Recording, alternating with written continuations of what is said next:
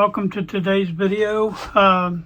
This will be the next in line series will be a playlist for a Ward's Airline model 62228, and this is kind of a good sought after radio. It's going to be a fun one to do.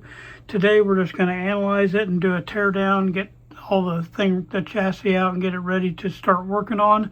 So on this first thing, it's just going to be analysis and a view of that. So give me a minute to get set up. All right, let's do an initial look at this. The cabinet, it's not really chipped bad. It's got a little mark there and some marks there, but it's got a lot of scratches in the top.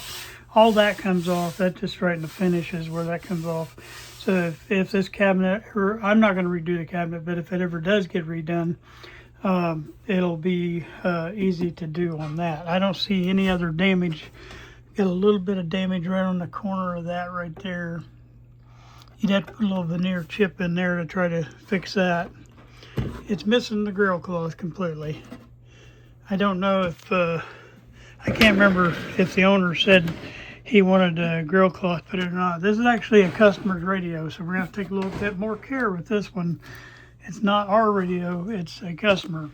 I'm going to turn this around. I can't put this in the holder because it's, until I get this chassis out, it's too big. All right, it's got a speaker on this side. Your dial faces over there. Smaller chassis than you'd expect. Has a really nice data plate in here. It shows you the model number, it shows you the layout, has some information on the patents, and then it talks about the IAF and lets you know that it's from Montgomery Ward, the Airline radio, model 62228 up there. So that was real easy to identify. First thing I'm going to do is get all this mess out of my way. You know how I do that. So you've been with me long enough, you know that's the first thing I do is get that going. There'll be a new cord going on here. All right, usually you'll have that hanging out the back, and then you'll have the other things you'll have hanging out the back. And just so you know, sometimes Terry likes the end. I'm going to talk to him about that, but I'll save this end. And we'll put it back on if he wants it on the other cord. But this cord is shot, and there's no way that I'm going to put that cord back on there. So I'll save that piece of the cord, and that way if he wants that plug put back on, I hope not. But if he does, it don't look like it's original anyway. That's a GE cord somebody stuck on there. Matter of fact, I'm pitching it because it ain't even original. All right, and then right here, usually when you see these wires hanging out, one is your ground and one is your antenna for your radio. So what I'm going to do, because as bad as these are, I'm going to put new wire on anyway. And so I'm cutting these off too and getting rid of all that. And I'm going to just stick new wires on here and get rid of all that mess. That way we're not dangling all this stuff around. We can see what we're doing. All right, looks like it has a fairly decent transformer. It's a low and squatty one. It has two sets of electrolytics. Here is electrolytic and over there is electrolytic. It has two IF cans and two coils. No, three IF cans, sorry. Yeah, 3 IF cans and 2 coils. Has a tuning capacitor that kind of rides up in the air. I can't tell if I got a dial string or not on there. I don't think so. Maybe not. I can't tell. Yeah, it might be. I might be okay on the dial cord. It's 1, 2, 3, 4, 5, 6, 7, 8. That's odd. Is that right? Look at the graphic right here on the pointer. Okay, let's see what we got. We got a 1, 2, 3, 4, 5, 6, 7.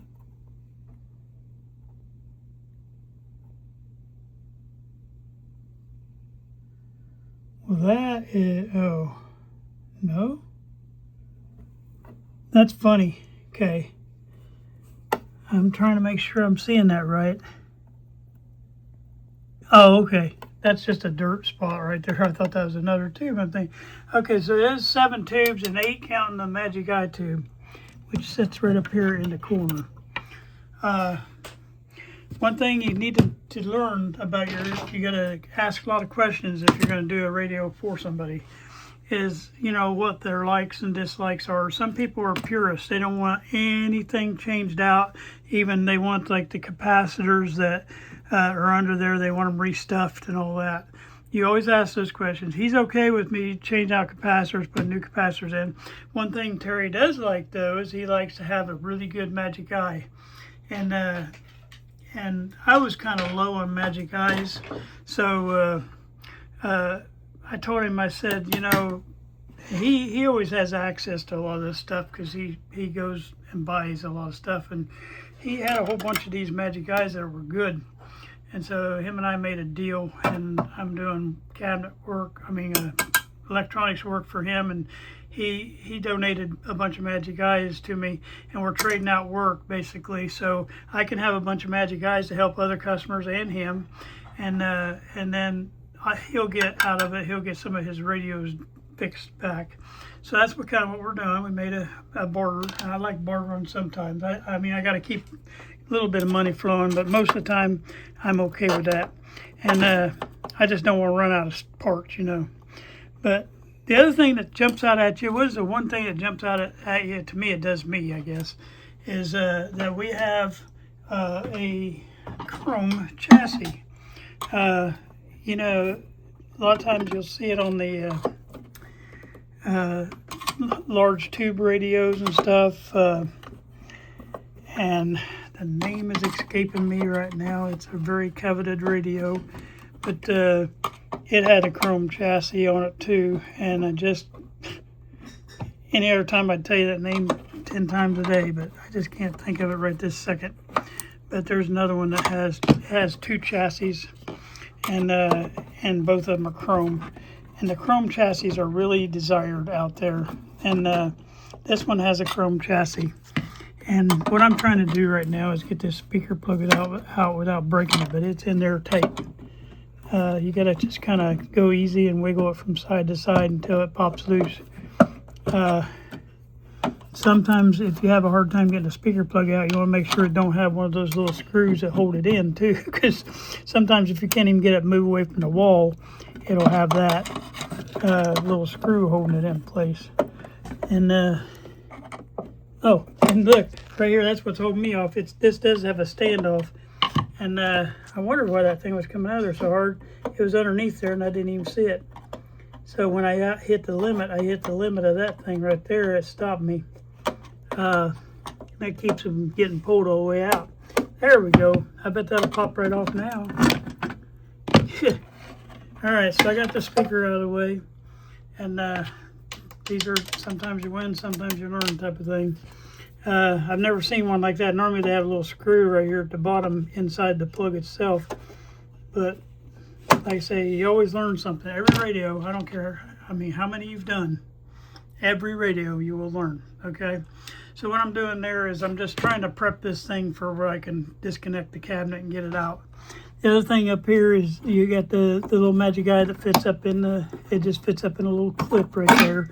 And so you can just slide that back out.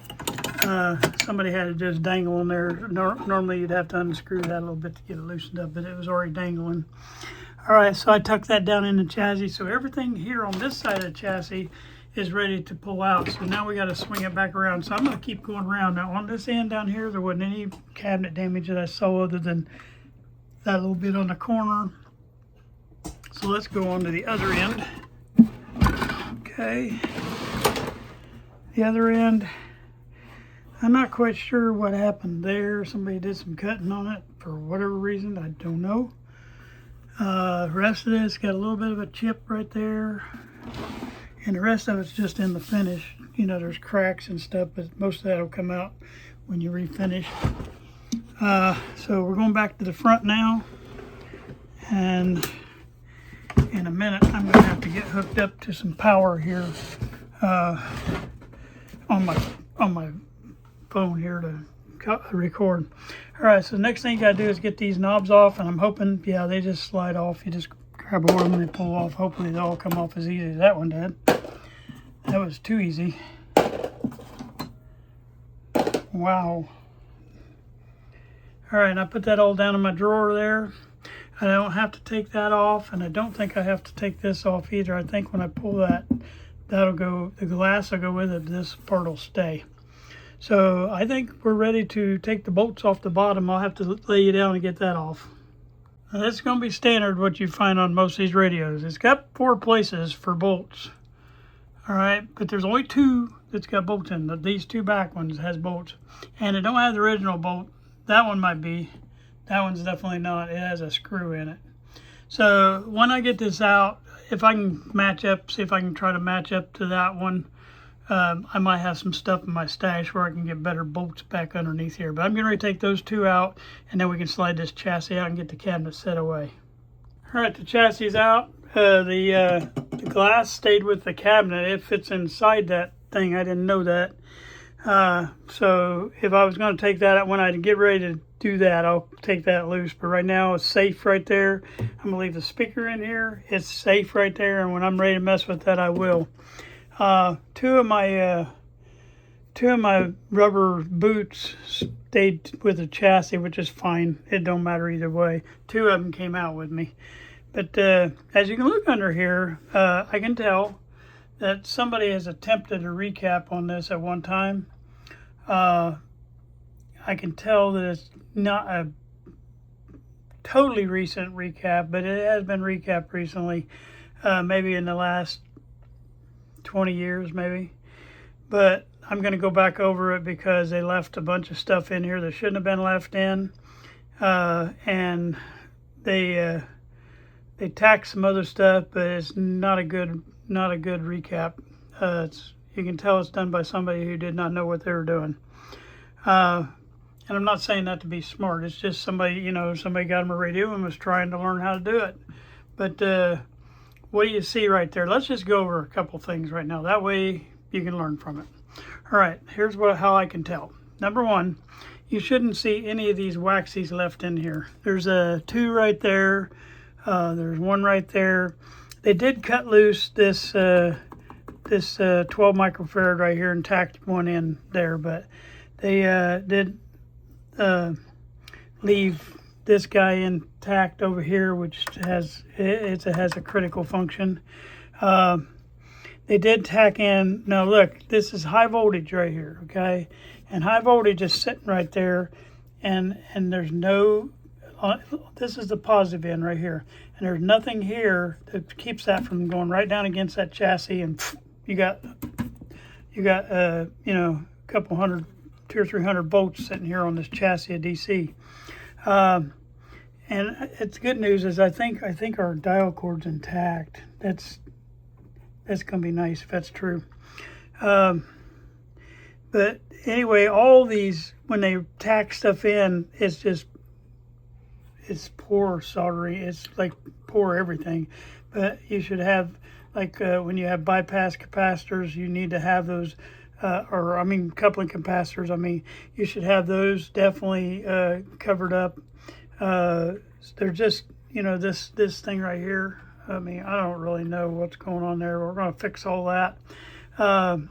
You have a mixture of new caps and old caps, and I know they probably measured that and said it was good, but I'm telling you, anything that looks like that right there, any of these waxies, they need to come out.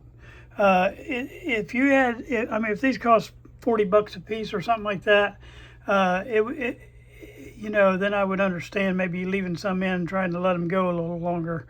But look at that one back there. There's one just sitting back there. But just change them. They're not expensive. It's not horribly expensive. It's worth the project to go ahead and change them. And so we're gonna recheck all this and get all that fixed for him. We're gonna make it right to where it's recapped the right way. Like I said, I'm going to add new wires on for the ground and the antenna, so we'll have that. I noticed something on top here when I was trying to pull that out. We have one of these IF cans. I don't know if somebody had it off or what, but that one is definitely not in right. I didn't look. I forgot to look. The electrolytic here. They did disconnect the electrolytic there, Thank God they actually cut it free. Most people will tack in the new electrolytic and leave the old one tacked in, which means they did the same thing down there. See how they cut the end of that off? That's your positive end. The ground comes off because here's one of those ones I was talking about. I keep sticking my finger in there. Sorry. See that where the nut goes down and holds your electrolytic capacitor on, but there's a phenolic material underneath that nut. Well, when you see that, that tells you right there that that's not a direct ground right there. That's a floating ground that comes right off this wire, and then a lot of things will come in and meet right there, and then when they get done meeting, they'll go somewhere and they'll all ground together, and that's, you know, that's like a little bit above ground right there. But, you know, you're coming off your negative side of your electrolytic and it's going here, but there's going to be other things that are touching in on this too. If you follow that striped wire up here, you're going to find multiple things that are going to connect into that above ground wire, and then everybody's going to go to ground at the same place. And I hope that makes sense. But when you look at your schematic, I'll try to make that make more sense. A lot of these old radios will have this metal shield on the bottom. A lot of times, I found this on a lot of radios. I'm trying to think of a brand that does it for sure. But when they have that metal shield right there, sometimes they'll have holes in the bottom of that shield, and you have to have that shield on the radio to do an alignment, because if you don't, you won't even get a radio station.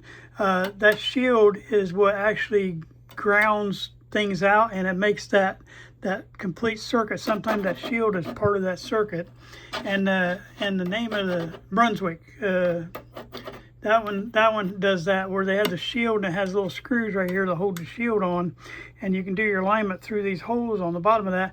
But if you don't even have the shield connected, you don't even get a radio station. It disconnects that signal path for that radio station. So these shield, this is not the case here. This is just a noise shield right here, so we're good on that one.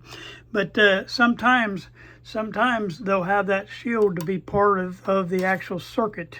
It completes the circuit for you, and otherwise you're going to lose your audio and it'll be gone, and you'll try to figure out what in the world. I spent probably, I don't know, I spent probably 30 hours on a Brunswick radio when I first learned this. And I couldn't figure out. Well, I had the shield laying on the floor there. I was going to put it on when I was all done. And believe it or not, my wife, who knows nothing about radios, said, "Hey, John, throw that shield on there and see if that's what's stopping it from working." And when I did, and then I started reading on it and found out that you have to have the shield attached to have your radio work. It's part of the circuit. I don't know why I got off on that tangent, but I did. Hope it helps somebody someday. All right, so anyway, I noticed things on the Magic Eye. We have a lot of broken and frayed wires up here. I don't know if I'm going to replace them. I may just put some shrink tubing over that. It's just all right there in that bend. So I may, but even then you got to disconnect. So I don't know. If I disconnect, I might go for it. Or if I disconnect from the bottom, it might be easier. I'm not quite sure. This is something kind of new to me right here, this trimmer. But I'll figure that out on the schematic. I'm not quite sure what that does.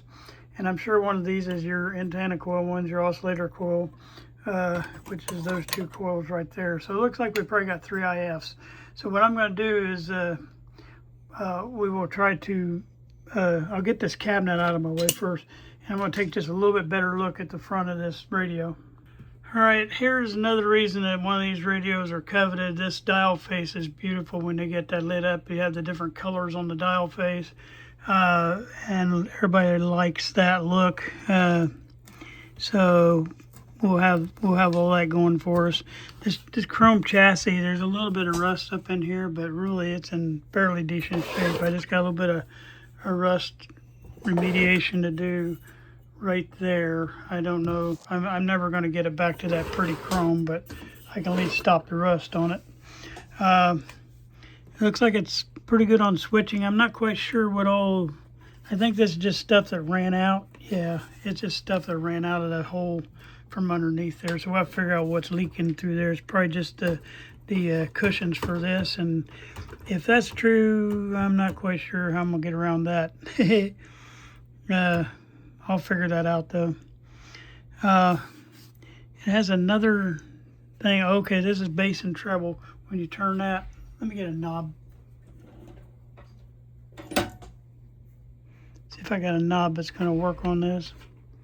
Yeah, when I turn that knob, it's giving me my bass and my trebles, which tells me probably this knob. This knob is your tuning dial. Okay, and then this knob over here is the other side. It's the on and off and how loud the volume. So that's your volume control. And then this is your band switching. And this will switch those lights. See, I don't know if you can tell. See, it's going to move the light behind the different colors, and it's going to be different color light going in through there. So that's pretty cool. All right, so we got that all going for us. The only big concern that I got so far is these things probably slide over and buffer between the chassis on the top and the bottom. So I'm going to have to find some kind of rubber. Hey, I might use those things I bought that I can't use. That might work. I bought a bunch of these, and that is oval shaped, just like that shape of that. But I don't know if they're going to be wide enough. We'll have to see. I might have to modify it. See how oval shaped that is? I might be able to slide that on the inside over that, keep that balanced in between. I don't know. These might be too hard. Yeah, I bought the wrong ones here for my line cord. And anyway, all right. I'm very pleased, other than the two big things is getting all this rust remediated. The tuning cap does not look real rusty. I can clean that all up pretty good. A little bit of rust on top here, but all that comes right off. The biggest part is I'm not going to be able to get that chrome back there. I'm just going to get rid of the rust. And I'm not even going to paint it. I'm just going to put some Bow Shield T9 on it, and that'll stop the rust from coming. I'm going to have to get online and start looking for these two little clips that go underneath there. I'm hoping I can get to them without taking all that off. What they do is they fit. I don't know if you can see it here. You can just see the top end of it. They fit right there, and they just slide over the end of that little wire right there. I don't want to take that clear off because right now it's still protecting it, but it's just a little flat plate that goes through that hole, but it keeps you from hitting the top and the bottom of the chassis. It separates you from the chassis, and it also keeps it from moving around when you're dialing your tuning dial. But see how it's actually hitting the bottom one here. That piece had all melted out and ran down the side. I can get all that off, but it's you don't want it touching the chassis. It has to isolate itself from the chassis. So I'll figure out some way to get that isolated. That one's gonna be a fun one to get into. I figure while I take this stuff out to replace all this, I will try to get that in there in between. But I just need a little rubber oval piece to go over that little flat bar right there. And I'll find something. I'll go to the hardware store. I think I can find something for that. It's just getting it in that tiny hole up in there. Well, I might have to take my volume control out of the way to get in there, but I'll get it. I'll figure it. This is an easier one to get to because there's nothing really in the way other than this switch, and I think I can reach over the top of it and get that. All right. This is good. I'm happy with this. I know Terry's gonna be happy with it when I get it done because it's one of his favorites. And I had two collectors come by and they were looking at this thinking, they just wanted to know if it was for sale, I think. So it's something that a lot of the guys want. So I'm glad for Terry that he got one. We're gonna get it up and working, get it running good for him. All right.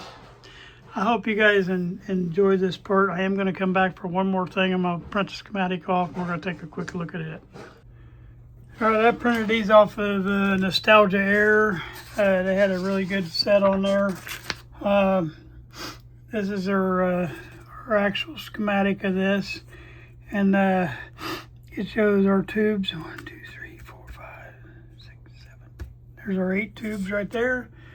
So this is an 8-tube set. And it shows all our coils. It's got a nice transformer. It runs a 5Z4 in there. It has the 6F6 is the output tube. It has the detector tube is your 6Q7. Our IF tubes are the 6K7. So yeah, and then our oscillator looks like the 6C5. So it's pretty much a basic standard setup. Let's see. There's our layout. Gives us our voltages right there. A lot of this is printed.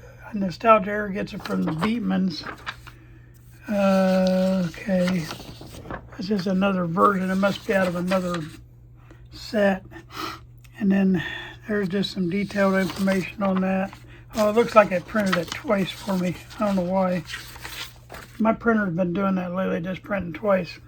All right, the only other thing I want to do before I call this video today is I want to get the tubes pulled. I always try to get them pulled out. And since we know where all our tubes go, we don't have to document the type of where it's located. All right, whenever you have a tube, it's really hard to get out like this. And I probably should have you on thing here. Hold on. I should have already had that on there anyway. When you ever have a hard tube get out, don't just pull on it. Circle it. Make it in a circle shape and pull at the same time. And eventually it'll walk its way right out of there. Okay?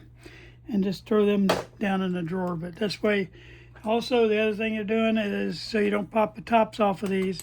Always run you a screwdriver up underneath that cap, between the cap and the pin, and that way you're not pulling these pins out of here because they get wore out and you end up just ripping the whole top of that tube right off.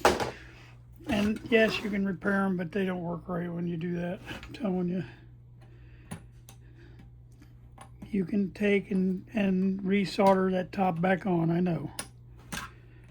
I would rather just take it off right, and that way you don't get in trouble with it.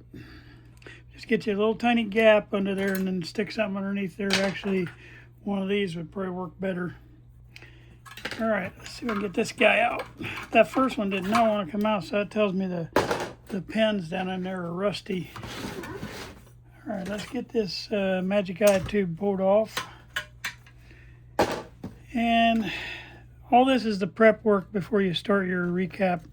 You want to get all these cords out of your way. You want to give a good close inspection of everything. My wiring is in great shape, so I'm not going to have to replace a lot of wiring except for this antenna and ground cord. And I got to work up here on the Magic Eye cord. But the rest of this wiring underneath is pretty good. And good news is the dial cord's in place. So we don't have to redo that. All right.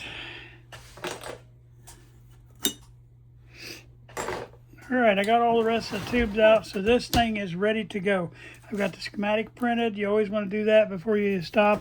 The other thing I want to do is make sure that I want to make sure that the tuning cap is closed, and I'm noticing a problem there. Something's jammed up on the tuning cap. That's a problem. So our tuning cap has a problem on the lower end. I'll have to try to figure out what's going on with that. And I think I might have figured out what our problem was. Look at here. Somebody has got, maybe our dial cord ain't as good as I think it is. They've got all that wrapped around. It's almost like paper tape wrapped around the dial cord. So does that tell me the dial cord has a rip in it? That's why I didn't want to go up in that groove. That's why I was having trouble turning it. Interesting. Let me put this knob on here and see how easy it is. I'll have to look at that. I don't know why they would do that. I think it just might have been froze up. All right, then I set these down on the floor and wait till it's their turn to get in the chain and get done. But yeah, this is going to be a fun one. Hopefully, I don't want to jinx myself, but it shouldn't be horrible. All right. Thank you guys for watching today. I just want to close out all my videos with this right here. This is my my motto, and it's going to be our channel motto from now on. It's sometimes you win and sometimes you learn. We don't ever want to lose. We want to learn from every mistake we made. I thank you guys for watching.